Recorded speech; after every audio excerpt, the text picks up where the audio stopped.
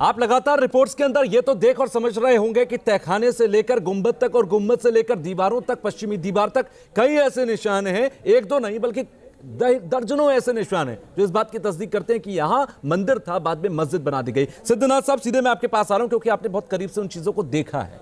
ऐसी कौन सी अनदेखी चीज और रह गई जो अभी देखना बाकी और यहां बहुत बड़े सबूत वहां छिपे हो सकते हैं?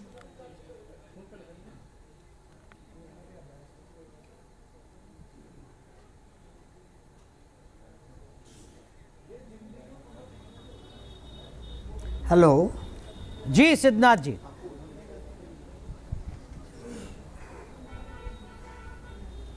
हाँ, सबसे बड़ी चीज़ ये है कि जब ये लोग आए हैं, तोड़े हैं, फोड़े हैं, जो किए हैं, क्या माल मलबा भी लेके आए थे, सारा माल असबाब लेके आए थे अरब से, और बहुत बड़े आर्किटेक्ट थे, तो इन्होंने अरब में क्या क्या बनाया है?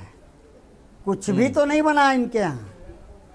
इन्होंने केवल, इनका संस्कार ही इतना गंदा है कि इनके लिए माँ, बहन, बेटी अपनी तो पूछिए ही मत, तो दूसरों की क्या कदर करेंगे। लेकिन सिद्धनाथ जी, इन्होंने ना अपनी बहन को छोड़ा है, ना अपनी बेटी को छोड़ा है, ना अपनी भांजी को छोड़ा है, जिस स्ट्रक्चर की हम बात कर रहे हैं वो स्ट्रक्चर कई गवाही दे रहा है। क्या है हमारे जिस इतिहास का आप जिक्र कर रहे हैं सिद्धनाथ साहब, जिस इतिहास का आप जिक्र कर रहे हैं, मैं एक बार इतिहास की अगर मैं बात करूं, अशोक सिंह साहब के पास भी चलता हूं। अशोक सर, नागर शैली में बना मंदिर और उसके बाद उसके ऊपर ये मस्जिद बना दी गई।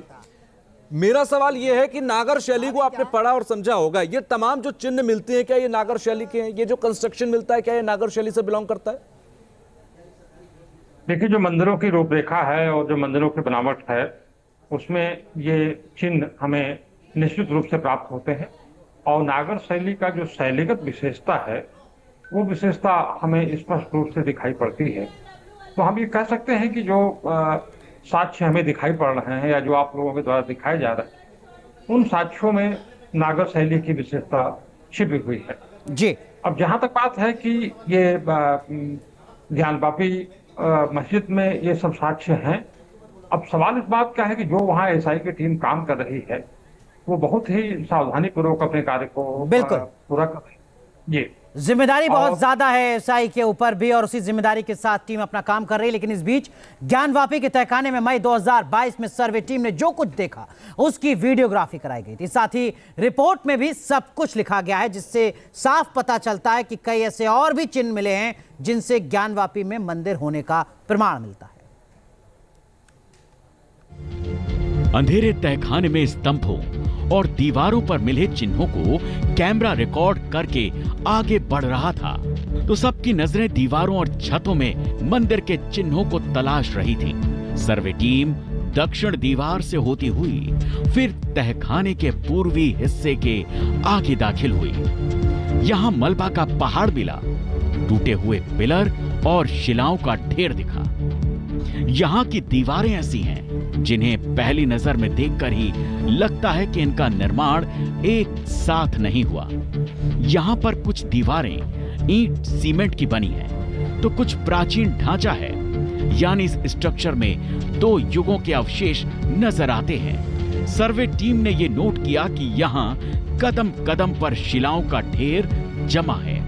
इन्हीं शिलाओं को देखती हुई गुप्त अंधेरे में सर्वे टीम आगे बढ़ी तो दक्षिण की तरफ पहुंचने पर एक ऐसी दीवार दिखी जिस पर कमल का फूल स्पष्ट नजर आया। हिंदू मंदिरों में कमल पुष्प कमल की नक्काशी की पौराणिक परंपरा रही है।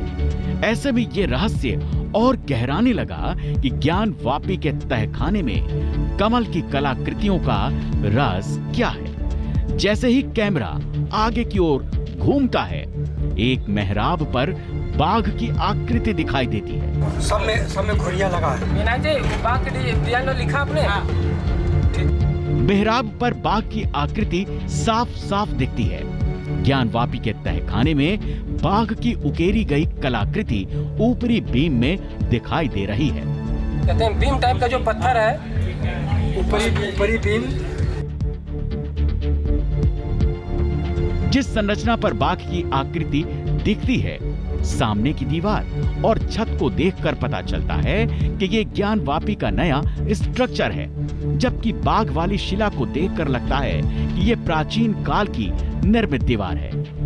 इसी तरह की संरचना हमें तहखाने की इस छत पर भी नजर आई। सफेद रंग की दीवार के ऊपर इस छत को देखिए। इस नक्काशीदार छत की कलाकृतियां किसी मंदिर नुमा आकृति जैसी हैं। इसी तरह की कई शिलाओं के अवशेष तहखाने में रखे दिखाई दिए हैं। इसी दौरान दक्षिणी दीवार के एक खंभे पर कुछ ऐसा दिखा कि टीम रुक गई। गौर से देखने पर पता चला कि जैसे यहाँ पर मौजूद किसी सबूत को छेनी हथौड़ी से तोड़कर मिटाने के प्रयास किए गए हों।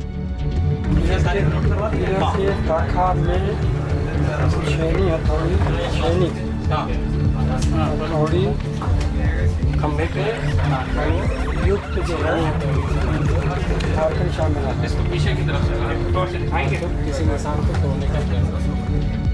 टीम जैसे ही आगे बढ़ी, मगरमच्छ की एक आकृति भी दिखी, जबकि संस्कृत में लिखा हुआ श्लोक कैमरे में कैद हो गया। दीवारों पर खुदे इस संस्कृत श्लोक को टीम ने पढ़ने की कोशिश भी की, लेकिन अक्षर स्पष्ट न होने से ये लिखावट साफ नहीं हो सकी। पढ़ने की कोशिश किया इधर देखिए। ज्ञानवापी के तहखाने के अंदर जगह जगह मलबा पड़ा हुआ मिला, जिसमें कई स्ट्रक्चर ऐसे हैं जो मंदिर के हो सकते हैं। इन तस्वीरों को देखिए। पत्थरों के बीच रखे हुए इस स्ट्रक्चर पर फूल जैसी आकृति बनी है। वहीं कई मूर्ति जैसी आकृति भी नजर आ रही है।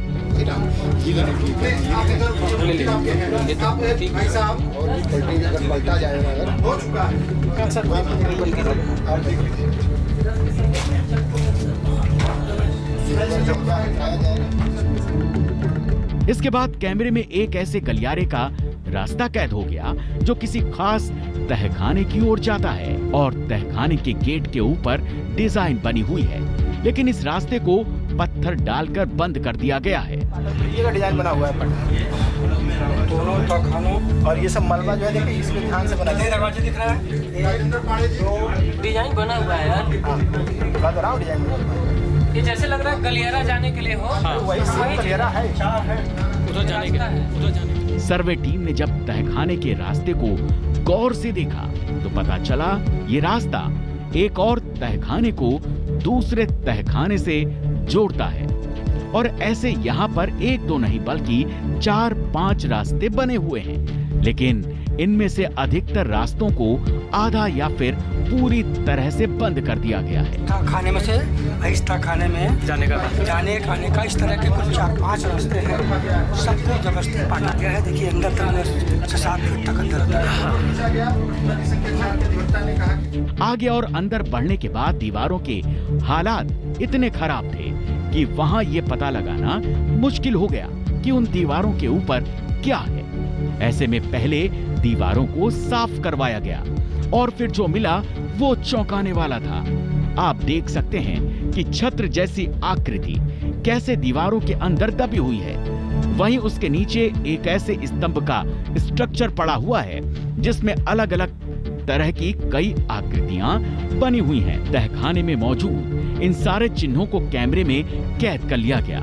सर्वे टीम को तहखाने में जो कुछ भी मिला उसे रिपोर्ट में लिख लिया गया। इसके बाद सर्वे टीम तहखाने से बाहर निकल आई। ज्ञानवापी के तहखाने में जो चिन्ह मिले हैं उनसे सवाल उठ रहा है कि ऐसी आकृतियां जो सिर्फ मंदिर के निर्माण में मिलती हैं वो तहखाने में कहां से आई? क्या मंदिर के ऊपर ही मस्जिद का निर्माण कर दिया गया था? वाराणसी से सुशांत मुखर्जी के साथ टीम न्यूज नेशन। तो न्यूज नेशन ने अपने ऑपरेशन ज्ञानवापी में आज और कल की इस बड़ी कवरेज में आपके हर सवाल का जवाब दिया है। हर एक तस्वीर के जरिए यह साबित किया है कि ज्ञानवापी में मौजूद जो तमाम चीजें हैं वो कहती क्या है और इसका मतलब आने वाले वक्त में क्या होगा, अदालत में क्या होगा, इसका इंतजार करना बस बाकी है। तो 350 साल से जो सच दबा हुआ था वह बाहर आ गया है और अब अदालत की दहलीज पर होगा। एएसआई की सर्वे की रिपोर्ट बहुत इंपॉर्टेंट होगी। तो फिलहाल आज के इस ऑपरेशन ज्ञानवापी के पार्ट 2 में बस इतना ही, लेकिन आगे आप देखेंगे हमारी खास पेशकश प्राइम मिनिस्टर सहयोगी रंजना के साथ। Ranjana, over to you. बहुत शुक्रिया, बहुत स्वागत है आपका। आपके साथ मैं हूं रंजना सिंह राठौर। हमारा खास शो प्राइम मिनिस्टर आपको दिखाएंगे, लेकिन उससे पहले नजर डालते हैं देश और दुनिया की तमाम बड़ी खबरों पर नेशन 50 में। प्रस्तुतकर्ता doctor Ortho Ayurvedic oil and capsule. अब दर्द भी घुटने टेकेगा। सह प्रायोजक Simco Swift long lasting deo. बाकी सब भूल है, सिमको स्विफ्ट कूल है। और स्वीटी सुपारी, मस्ती भरा एहसास।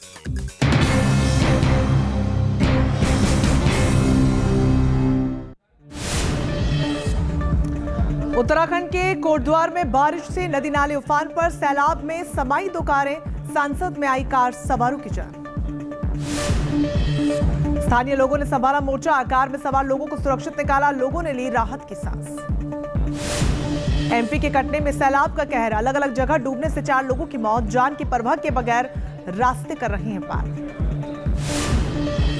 नदी के तेज बहाव में फंसा बाइक सवार, लोगों की मदद से निकाला गया बाहर, अलर्ट करने के बाद भी लोग जान से कर रहे हैं पार। एसडीआरएफ और एनडीआरएफ ने चलाया सर्च ऑपरेशन, 3 दिन के बाद शव हुआ बरामद, अलर्ट के बाद भी लोगों को जान की परवाह नहीं। रुद्रप्रयाग की केदार घाटी में मूसलाधार बारिश के कारण भारी तबाही, केदारनाथ यात्रा पड़ाव के रामपुर में होटल ध्वस्त, राहत और बचाव का काम जारी। बिहार के सुपौल में बारिश ने खोली विकास की पोल, शहर में हर जगह पानी का कब्जा, लोगों को भारी परेशानी। यूपी के गाजीपुर में लगातार बढ़ रहा गंगा नदी का जलस्तर, तटीय इलाकों में बढ़ा बाढ़ का खतरा, अलर्ट पर प्रशासन। बिहार के अररिया में बारिश से बिगड़े हालात, लोगों को सता रहा बाढ़ का खतरा, लगातार हो रही मूसलाधार बारिश।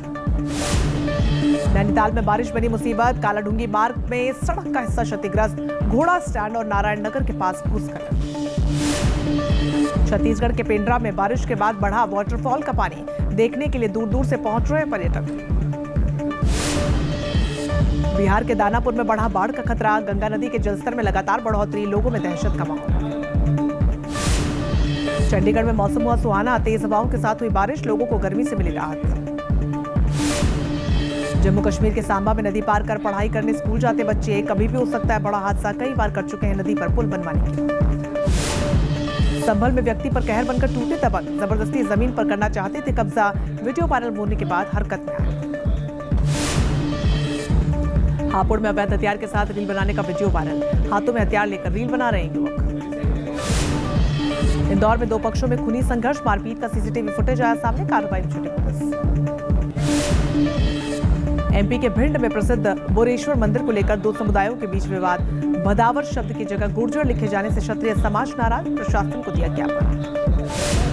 उज्जैन में महाकाल के भक्तों के साथ मारपीट, ऑटो चालक और ई रिक्शा चालक के बीच हुआ था विवाद, श्रद्धालुओं को पिटाई करने वाला आरोपी गिरफ्तार। अलवर में दिन दहाड़े शराब ठेकेदार को कुचलने की कोशिश, बचने के बाद अवैध हथियार से की फायरिंग, 20 राउंड फायरिंग कर बदमाश हुआ फरार। महेंद्रगढ़ में युवकों ने कार पर बोला हमला, लाठी डंडों से तोड़फोड़ करते वीडियो वायरल, कार सवार बिजली कर्मचारी भी जख्मी। बिहार में बदमाशों के हौसले बुलंद, आरा में घर लौट रही नाबालिग छात्रा को मारी गोली, आरोपियों की गिरफ्तारी के लिए पुलिस दे रही तविश। दिल्ली के नफसगंज में चाकुओं से गोद कर एक व्यक्ति की हत्या, व्यक्ति गंभीर रूप से जख्मी, आरोपियों की तलाश में जुटी पुलिस। जौनपुर में गांव वालों ने साधुओं की पिटाई की, 2 साधुओं को पीटने का वीडियो वायरल, ठग होने की आशंका पर जमकर पिटाई।